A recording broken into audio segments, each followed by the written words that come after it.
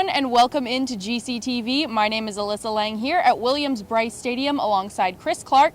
The Gamecocks have just come out victorious over the Mississippi State Bulldogs here at Williams-Brice this past Saturday. They won by a score of 34-16, and we are going to break down that game for you, starting with the offense. Chris, who was your offensive MVP from this past Saturday?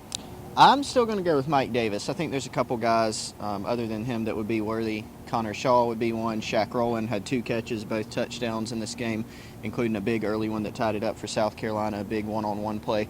But I think Mike Davis had some big runs. He really showed excellent cutback ability, got downfield. The running game wasn't wide open for South Carolina like it has been sometimes, but he had a really good game. Had a big catch down here around the 5-yard line or so where made sort of a leaping grab, got 1 foot down. So I'm still going to go with Mike Davis. Connor Shaw had another good game as well. Seems like every weekend Mike Davis never ceases to impress Gamecock fans.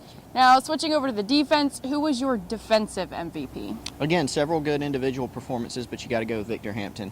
Had a lot of tackles in this game, was very good tackling in the open field, had some pass breakups, including one that ended up being intercepted by Sky Moore at linebacker.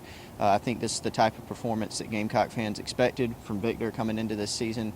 It's going to be big for South Carolina, especially because they face some good receivers down the stretch if he can continue playing that well. So Victor Hampton gets my vote for MVP. Definitely a solid win for the Gamecock squad. What are your positive and negative takeaways from this game? Well, the positives, I think the defense forcing some turnovers. The offense was not great in this game, but they were able to take advantage of some turnovers. Mississippi State only had 6 turnovers the entire year coming into this game, had 5 in this game. So Carolina's defense was aggressive in forcing some of those turnovers, and they were able to capitalize offensively.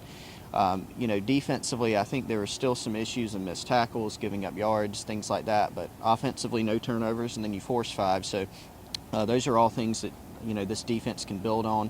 Offensively, they want to eliminate the penalties, and special teams were a lot better, I think, this game. Even though they would like to produce some big plays there, they didn't have any really bad plays on special teams in this game. Now, going into the second bye week for the Gamecocks, what is something that you're looking for them to work on over the next couple weeks? One of the biggest things is just getting healthy.